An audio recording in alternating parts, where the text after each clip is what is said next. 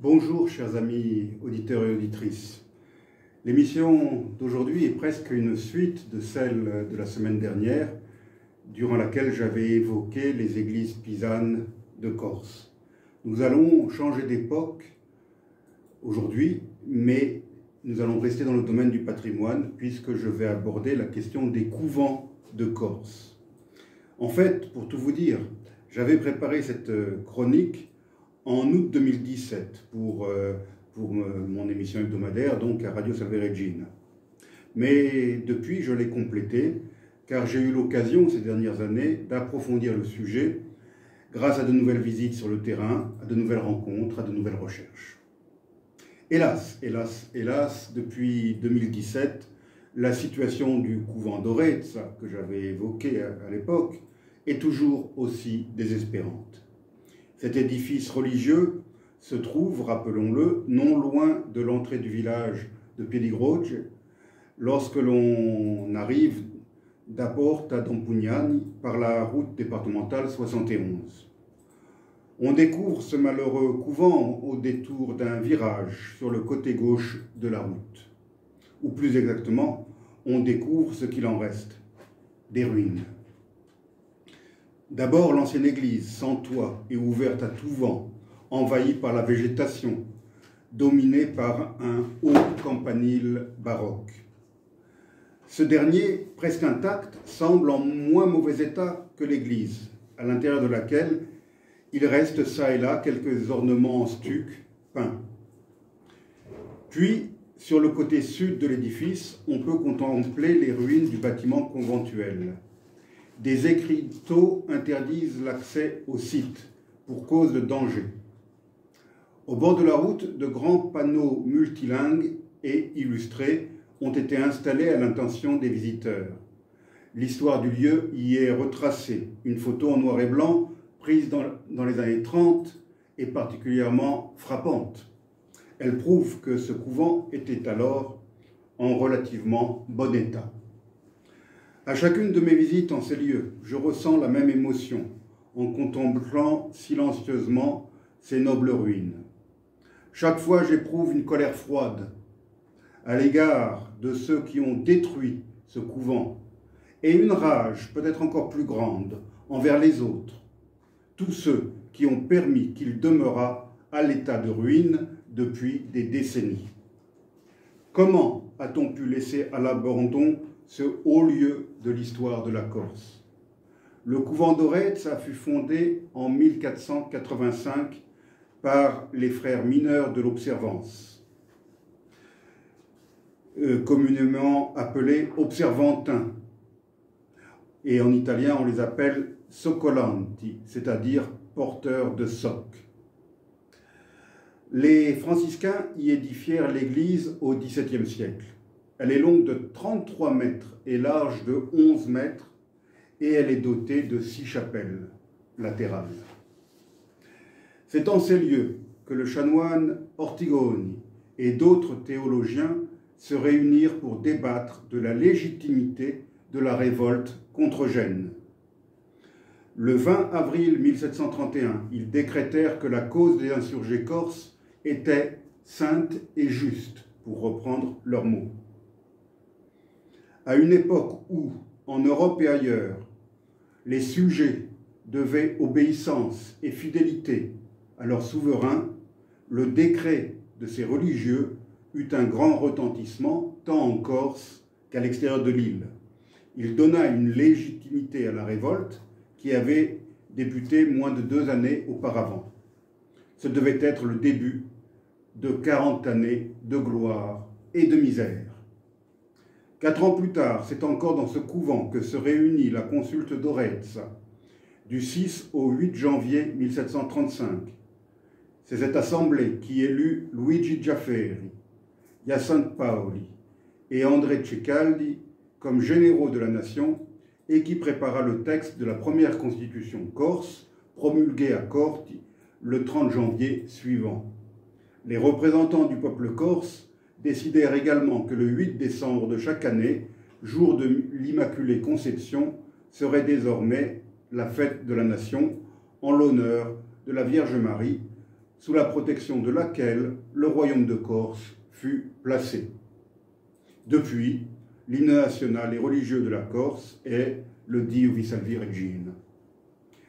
En juin 1751, une nouvelle consulte fut réunie au couvent d'Orezza. C'est elle qui élut général de la nation, Juan Petru Gaffori. Durant la Révolution française, une dernière consulte se déroula au couvent du 9 au 27 septembre 1790. Elle mit en place la nouvelle administration départementale et donna ou redonna le pouvoir à Pasquale Paoli qui venait de rentrer d'exil. C'est à cette occasion que le Babou fit la connaissance du fils de l'un de ses anciens collaborateurs, un jeune officier ambitieux qui allait changer la face du monde, un certain Napoléon Bonaparte. On l'a vu, avant la Seconde Guerre mondiale, le couvent n'était pas en ruine, même si, comme tant d'autres édifices religieux, il avait été saisi et vendu par l'État. Il abrita une gendarmerie jusqu'en 1934, année durant laquelle s'effondra la toiture. Malheureusement, il servit de dépôt de munitions à l'armée italienne durant l'occupation de l'île entre 1942 et 1943. Après le débarquement anglo-saxon en Sicile, le renversement du Duce et la signature de l'armistice par le maréchal Badoglio le 8 septembre 1943, des combats éclatèrent en Italie comme en Corse entre les anciens alliés allemands et italiens. Les troupes allemandes, également présentes en Corse, attaquèrent les positions italiennes. Ce fut hélas le cas à Orezza, où le couvent fut bombardé et détruit par l'explosion des munitions italiennes qui y étaient stockées. Depuis la libération de la Corse en septembre-octobre 1943, rien n'a été fait pour sauvegarder, et encore moins pour restaurer le couvent d'Orezza. Au risque de me mettre à dos les amateurs de ballons ronds, je préférerais voir l'argent affluer pour sauver ce haut lieu de l'histoire corse, plutôt que pour tenter de remettre à flot un club de football bien connu. Ce couvent est certainement davantage emblématique de la vraie Corse, de la Corse profonde, celle dont nous sommes fiers. Est-il admissible que cet édifice n'ait pas encore été classé monument historique? Un tel classement permettrait certainement de mobiliser des fonds régionaux, nationaux et européens, ainsi que le mécénat. Je pense aussi que l'Italie et l'Allemagne pourraient, devraient être mises à contribution afin que ces deux pays aident à réparer un tant soit peu les dégâts qu'ils y ont commis voici 79 ans. Mais le problème de l'abandon des couvents n'est malheureusement pas limité à Orezza. Non loin de là, le couvent Sant'Antone et de la Casabianca, au col Sant'Antone, est lui aussi en ruine. Ce couvent se trouve sur la commune de Casabianca, le petit village situé non loin de là sur le flanc sud de la montagne. Fondé en 1420, il a également abrité plusieurs consultes durant la Révolution corse du XVIIIe siècle, notamment celle qui vit l'élection de Pasquale Paoli comme général de la nation le 14 juillet 1755. Comme les autres couvents de Corse, Sant'Antone de la Casabianca eut à souffrir de la Révolution française et de ses conséquences. C'est en ce lieu qu'en 1798 se réunissaient les insurgés de la Crugetta. Quelques mots pour rappeler ce que c'est que cette conjuration politico-religieuse qui avait pour but la fin des persécutions religieuses et la libération des citoyens emprisonnés. Elle avait adopté comme signe de reconnaissance une petite croix blanche cousue sur la barretta migia. Leur chef était le vieux général Aostino Giafferi, né en 1716, fils de Luigi Giafferi. Arrêté, il fut fusillé en public le 21 septembre 1798 sur la place Saint-Nicolas de Bastia, après avoir refusé l'assistance spirituelle d'un prêtre assermenté. Il avait 82 ans. Qu'il me soit permis de profiter de cette émission pour suggérer à la municipalité de Bastia d'apposer sur les lieux de son supplice une plaque en mémoire de ce valeureux vieillard. Ce ne serait que justice, puisque depuis des décennies, une rue conventionnelle Salicetti, en plein centre de Bastia, porte le nom de celui qui le fit exécuter et qui ordonna la destruction du couvent Sant'Antone de la Casabianca. Ce couvent a ensuite été incendié et détruit, donc sur l'ordre de cet infâme conventionnel Saligeti. Sans doute dans le souci d'effacer le souvenir pauliste, mais aussi par hargne anti-religieuse, l'autorité laïque a procédé à l'installation du cimetière de Casabianca à l'intérieur même de l'église, rendant ainsi irréalisable tout projet de restauration. Le même procédé a d'ailleurs été utilisé un peu plus loin au couvent San Francesco de la Pieve de Caccia, qui est situé au col qui sépare les villages de Moltifao et Castifao. Ce couvent avait été fondé en 1510 par Giovacchino, un religieux franciscain originaire d'une localité aujourd'hui disparue, proche des villages de Moltifao et Castifao. En 1553, il fut une première fois détruit par les Génois durant les guerres de San Piero. Après cette période troublée, les bâtiments furent restaurés et agrandis et l'église reconsacrée en 1569. On y vénérait les reliques de deux saints, San Grato et Santa Costanza, qui étaient fêtés le 5 décembre. Dans ce couvent, comme dans les deux autres précédemment cités, se sont également déroulés des consultes à l'époque de la Révolution corse. C'est lors de l'une d'elles que fut élaborée la fameuse Constitution pauline de 1755, qui fut ensuite promulguée à Corte. Après la défaite de Ponte Novo, les troupes françaises s'y installèrent. En 1772, le gouverneur Marbeuf y fit siéger l'une des 4 juridictions d'exception créées par lui dans l'île. En 1782 est survenue une véritable catastrophe. La voûte de l'église s'effondra pendant un office, tuant et blessant de nombreux fidèles. La Révolution française porta le coup de grâce à ce couvent historique en 1792, lorsqu'il fut mis à sac et démoli.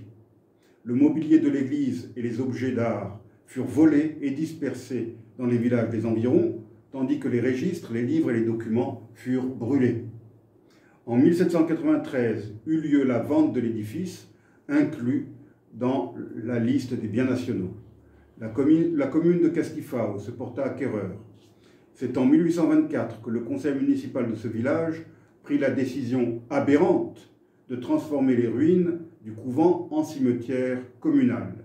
On poussa l'absurde jusqu'à vendre des concessions sur le parvis même de l'église. Aujourd'hui, les rares visiteurs ont la stupéfaction de découvrir un tombeau bloquant l'entrée principale de cet édifice religieux. À cause des risques d'effondrement, il est d'ailleurs interdit d'y pénétrer, même si l'on parvenait à se glisser derrière le tombeau en question. À Caccia, comme à Casabianca, du fait de la présence du cimetière, il serait bien difficile de sauver ce magnifique couvent, même si l'argent et la bonne volonté politico-administrative étaient disponibles.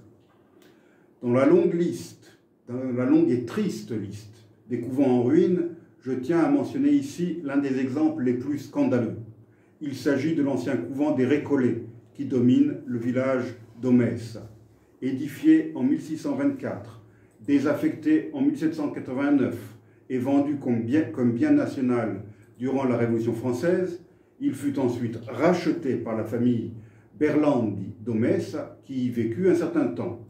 Dans les années 70 du siècle dernier, alors qu'il commençait à tomber en ruine, la municipalité d'Omessa l'acheta. Cette acquisition municipale ne changea malheureusement rien au triste sort de ce couvent. Abandonné, il continue à se détériorer du fait des intempéries, mais aussi, et c'est proprement honteux, à cause des hommes.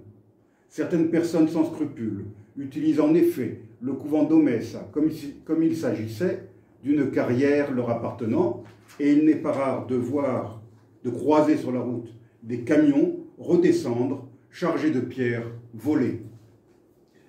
Si rien n'est fait pour protéger ce site, un jour viendra où l'on n'apercevra plus les ruines de l'ancien couvent des Récollets, vieux de 4 siècles, sur les hauteurs du magnifique village d'Omessa. Un autre couvent, chargé d'histoire, est malheureusement lui aussi à l'abandon. Il s'agit du couvent San Francesco du Gnolo.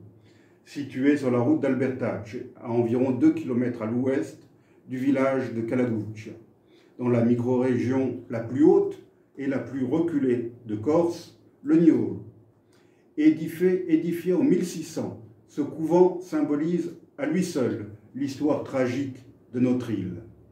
En 1774, 5 ans après la défaite de Ponte Novo, un soulèvement se produisit dans le Niolo, une région très difficile d'accès, même pour les troupes françaises.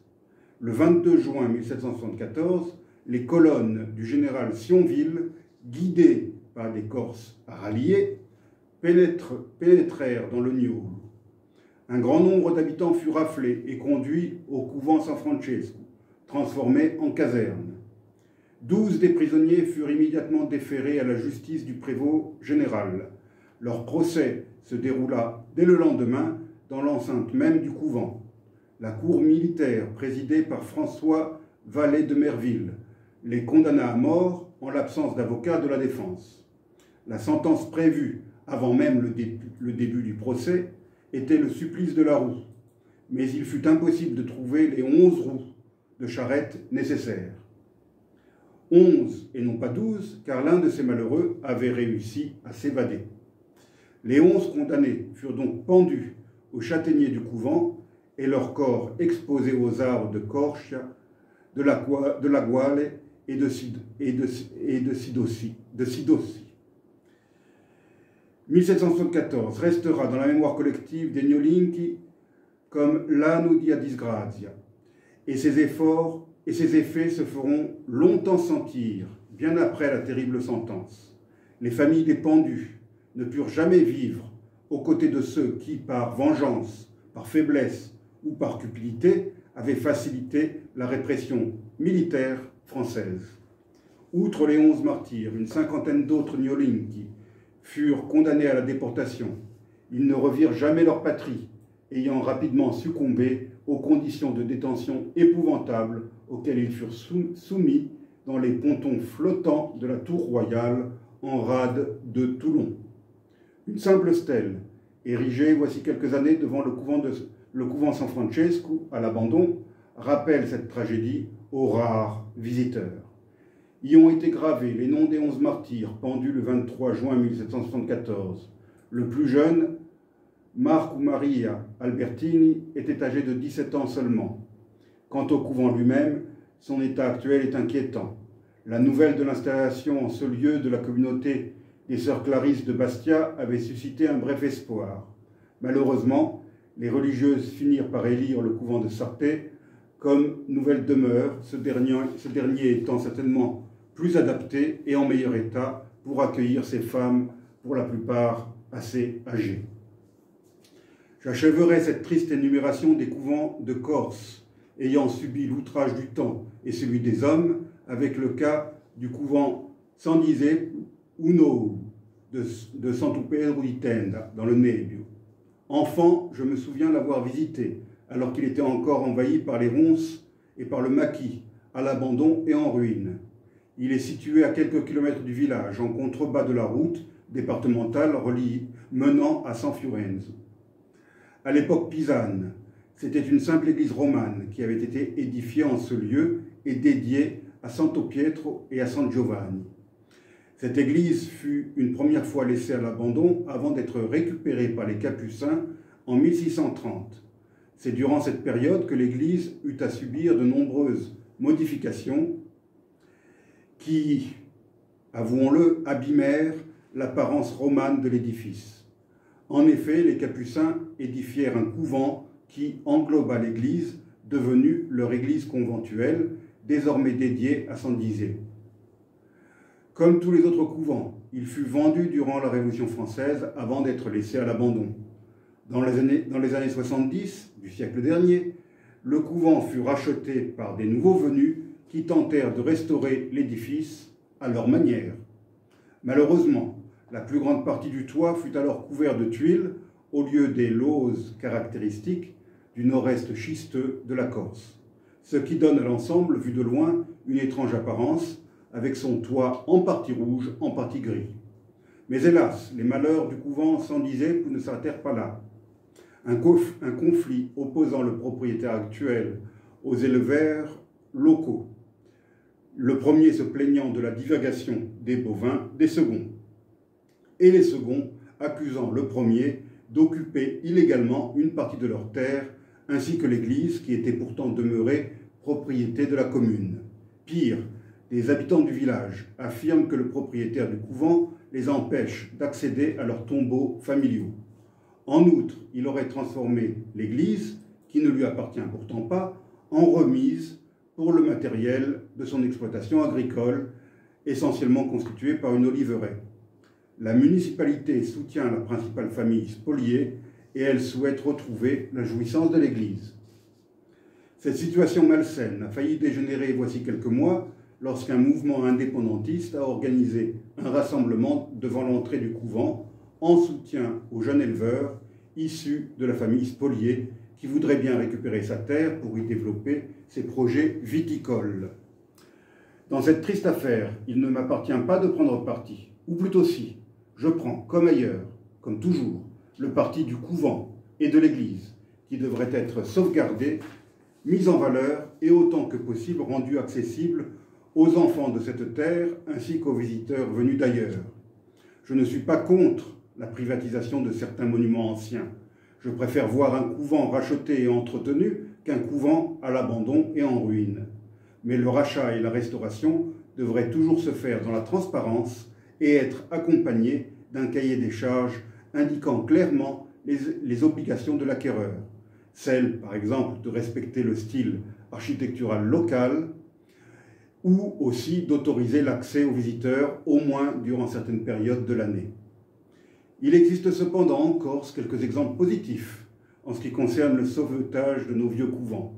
Je commencerai par citer un exemple d'engagement intelligent de la part d'une commune en faveur de la sauvegarde d'un ancien couvent. Il s'agit de Pino, sur la côte occidentale du Cap Corse. Ce très beau village, qui ne compte plus que 145 habitants, contre près de 600 à la fin du XIXe siècle, est composé de plusieurs hameaux accrochés à la montagne couverte de forêts, de chênes verts et de maquis qui plongent dans le bleu de la mer Méditerranée. L'un d'eux est ce que l'on appelle une marine, c'est-à-dire un hameau de pêcheurs situé au bord de la mer. C'est le hameau de Scale. Il comprend un groupe de vieilles maisons en pierre et au toit de lauze, ainsi qu'un minuscule port faisant face au vent du large et aux vagues souvent fortes. J'aime cet endroit sauvage qui donne aux visiteurs l'impression d'être au bout du monde. Sur une éminence arrondie dominant le sud de ce hameau se trouve la tour San Francesco, une tour ronde partiellement ruinée, bâtie au XVIe siècle, à l'époque génoise. Elle assurait la surveillance de la mer, autrefois infestée de pirates barbaresques. Juste en contrebas de la tour, un peu à l'écart du hameau, on découvre le couvent San Francesco. Il s'agit d'un ancien couvent d'observantins, puis de franciscains, fondé en 1495. Il a connu le même triste sort que ceux que je viens d'évoquer. Vendu comme bien national durant la Révolution, il a fini par être totalement abandonné en 1972, après avoir abrité un collège qui ferma ses portes cette année-là. La chapelle du couvent renferme une fresque, un chemin de croix, une chaire et des stalles du XVIIe siècle. Le couvent risquait de tomber en ruine. Voici une quinzaine d'années, pour éviter qu'il ne tombe en de mauvaises mains, la municipalité de Pino s'est portée acquéreur, tout en mobilisant des bienfaiteurs, tant dans la commune qu'à l'extérieur. Une souscription via la Fondation du patrimoine a permis de réunir une somme s'élevant à 200 000 €. Cette somme a été utilisée pour réaliser 720 mètres carrés de couverture en lauze. Ces travaux ont été effectués par une entreprise locale sous la supervision d'Alain-Charles Perrault, architecte en chef des monuments historiques. Il restait alors à trouver les fonds nécessaires pour les travaux de menuiserie et la rénovation des façades. En mai 2018, le couvent San Francesco a eu la chance d'être retenu pour bénéficier de la première édition du Loto du patrimoine, initié par l'animateur de télévision bien connu, Stéphane Bern. Le maire de Pino, Francis Mazzotti, pense déjà à l'usage qui sera fait du couvent une fois les travaux achevés. Il rêvait, mais je ne crois pas que son rêve puisse être réalisé, d'y voir s'installer la maison du parc marin du Cap Corse, nouvellement créée. Les bâtiments de 1300 mètres carrés avec vue sur la mer seraient l'endroit idéal, même si le petit hameau de Scalou est loin de tout centre urbain. Un tel développement contribuerait grandement à la revitalisation d'un milieu rural désertifié. Mon second exemple de rénovation d'un couvent est celui de Marcasse, dont la première pierre fut posée le 5 septembre 1623 sur des terrains cédés gracieusement par 3 habitants de Cateri, un petit village situé dans la montagne en Balagne. L'édifice domine toute la plaine d'Aregno. Il aura fallu près de 2 siècles et des travaux constants pour achever cet imposant édifice de plus de 1500 mètres carrés. En 1789, il fut, comme les autres, il fut mis sur la liste des biens nationaux et vendu aux enchères. L'acquéreur fut Joseph Salvini de Nessa, après que les frères franciscains qui l'occupaient eussent été expulsés. En 1806, Joseph Salvini vendit les 2 grosses cloches et les orgues. Il céda également le maître-autel en marbre, polychrome, que l'on peut désormais admirer dans l'église paroissiale de Cateri. Le couvent de Marcasse comprend un vaste bâtiment conventuel, comptant une 40aine de pièces, un cloître et une église. Cette dernière servit autrefois d'église paroissiale pour le village. Les stalles du chœur sont en bois sculpté et ciré, ainsi que les meubles et lambris de revêtement de la sacristie. Dans ce couvent, il y a 4 tableaux du XVIIe siècle et un autre du XVIIIe siècle, tous classés. À la fin du XXe siècle, le couvent de Marcasse fut peu à peu laissé à l'abandon et son état, faute d'entretien, se dégradait. Fort heureusement, les prières et les chants religieux résonnèrent à nouveau dans le couvent et dans l'église lorsqu'en septembre 2019, la communauté religieuse des Sœurs du Rosier de l'Annonciation prit possession des lieux en ayant à cœur de rénover ce magnifique ensemble. Mais la nouvelle communauté dut faire face à une tâche colossale, comme en témoigne sœur Laetitia, la prieure, qui est elle-même originaire de Vivario. Le toit immense, je la cite, le toit immense se détériore, s'effrite même par endroits. Il pleut dans les cellules quand le vent souffle avec la pluie. Les fonds pour refaire le toit d'un tel édifice sont colossaux. L'association Les Amis du couvent de Marcasse fait tout son possible pour récolter des fonds. Une rencontre sur le continent, à l'occasion d'une visite à des sœurs en stage dans un internat de jeunes filles au collège de Pont-le-Voix, avec la promesse d'un premier don de 177 000 € d'une fondation privée. C'est la fin de la citation. Ce premier don fut suivi en avril 2021 par une autre promesse de don. Comme le couvent de San Francesco, avant lui, le couvent de Marcasse a été retenu pour bénéficier du loto du patrimoine. C'est une aide de 390 000 € qui a ainsi été accordée au couvent de Marcasse. L'avenir de ce haut lieu de spiritualité en Balagne semble donc être assuré, ainsi que la restauration de l'édifice, grâce aux Sœurs du Rosier de l'Annonciation, grâce au soutien de la municipalité de Cateri et aux dons que leurs efforts conjugués ont su susciter. J'aime me retrouver en ce lieu calme et contempler la vue imprenable que l'on a depuis la terrasse du couvent, la plaine en contrebas, les villages d'Aregno de l'autre côté de la vallée et de Sant'Antonino au sommet de la montagne en face, et au loin l'immensité azur de la mer Méditerranée. Comment achever cette chronique sans évoquer un couvent qui m'est particulièrement cher, celui de Sant'Antone, sur les hauteurs de Bastia. Cela fait une bonne trentaine d'années que je fréquente ce couvent et depuis longtemps je m'y rends chaque semaine pour y enregistrer mon émission hebdomadaire. Car c'est dans l'ancien cellier de ce vénérable couvent qu'est installée Radio Salve Regina, une radio indépendante créée par les franciscains en 1993. Pour conter très brièvement l'histoire de ce vénérable couvent, j'ai pris quelques informations sur le site de la radio. Le résumé historique qui s'y trouve nous rappelle que l'ordre des frères mineurs capucins vit le jour en 1525 dans les marches d'Ancône, inspiré par le climat de réforme qui se faisait jour dans l'ordre franciscain en cette période précédant le Concile de Trente. Dès 1540, le père Mariano di Nebbio implanta en Corse la réforme naissante en compagnie du frère Pierre de Santa Lucia di Mercurio. En moins de 10 ans, les Capucins, outre Bastia, fondèrent 5 autres couvents, Belgodère, Louri, Santo Pietro di Tenda, que j'ai évoqué plus tôt, Vescovato et Pozzobrando. En 1600, l'église du couvent fut agrandie et dotée de 3 chapelles latérales sur le côté droit. En 1650, le couvent fut surélevé. Il comptait désormais 41 cellules où vivaient 9 pères, 3 clercs et 14 frères laïcs, sans compter les nombreux religieux qui s'y rassemblaient lors de la tenue des chapitres, le couvent de Bastia étant la résidence du provincial. À l'époque, tous les couvents vivaient en autarcie. Celui de Bastia ne faisait pas exception. Le couvent servait aussi d'hôpital et de pharmacie, où officiait un frère speziale, qui connaissait les secrets des plantes médicinales, ainsi que des frères infirmiers.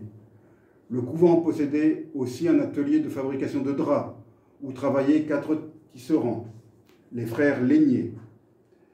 D'autres frères exerçaient le métier de tailleur. Il y avait aussi des frères maçons qui s'occupaient de l'entretien du couvent. Pour les gros travaux, ils faisaient appel à des corps de métier, comme cela fut le cas en 1684 pour la construction du clocher. Certains frères faisaient fonction d'horloger et certains sont même passés maîtres de l'art, un art qui à l'époque n'était pas encore très répandu. Les couvents capucins étaient pratiquement tous ornés de cadrans solaires. D'autres frères étaient menuisiers et bénistes, certains étaient même de véritables artistes, comme en témoigne le magnifique tabernacle du maître-autel, œuvre du frère Vittorio Fazio de Bastia, à qui fut décerné le titre de Maestro dei Tabernacoli. Il y avait également, bien sûr, des frères quêteurs et les aumôniers des prisons. La population les aimait et les respectait beaucoup, tout en les soutenant matériellement. 20 ans après l'invasion française, le couvent Sant'Antone de Bastia eut à subir, comme tous les autres couvents de l'île, les terribles conséquences de la Révolution. À la suite de la confiscation des biens du clergé décrétée le 2 novembre 1789, un décret du directoire départemental en date du 25 février 1792 supprima purement et simplement le couvent Saint-Antoine et les biens des religieux furent mis sous scellé. Nombre de frères choisirent alors de s'exiler en terre ferme, c'est-à-dire dans des couvents de la péninsule italienne. Sant'Antone connut une brève renaissance à l'époque du royaume anglo-corse entre 1794 et 1796, période durant laquelle il ouvrit ses portes et compta 6 religieux. Sous la Troisième République, la France connut un retour en force de l'anticléricalisme de la Révolution. À la suite des décrets contre les congrégations, la force publique tenta d'expulser les Capucins, mais la population de Bastia se fit si menaçante que le préfet parvint à obtenir un sursis à l'exécution de ces décrets. Puis, en 1901, une loi contre les congrégations fut promulguée. Cela se traduisit à Bastia par l'expulsion de la communauté capucine du couvent, le 5 mai 1903.